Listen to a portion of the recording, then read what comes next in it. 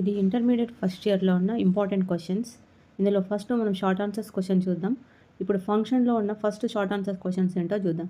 If F g from R to R defined by f of x is equal 4x - 1 అండ్ g of x is equal to x² + 2.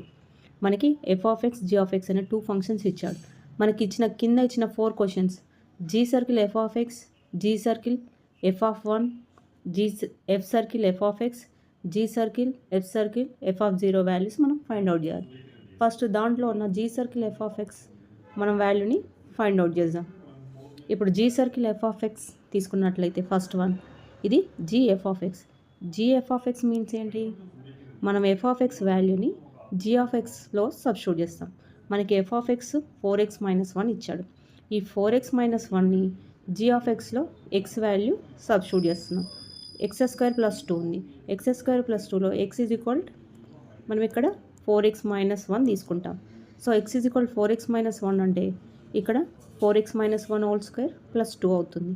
So 4x - 1 whole స్క్వేర్ని expand చేస్తే 16x² - 8x + 3 అవుతుంది. ఇది first one. Second one చూసినట్లయితే g circle f of 1. g circle f of 1 అంటే ఏంటి? First f of 1ని చూద్దాం. f of 1 means అంటే x value 1 substitute చేస్తాం. అంటే అప్పుడు మనకి 4x - 1.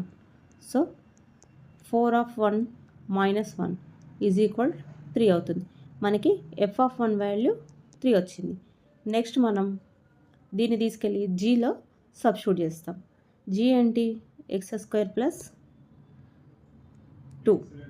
ఈ x² + 2లో మనకి f of 1 ఎంత వచ్చింది? 3 వచ్చింది. సో 3² + 2 అంటే 11 అవుతుంది. So second one answer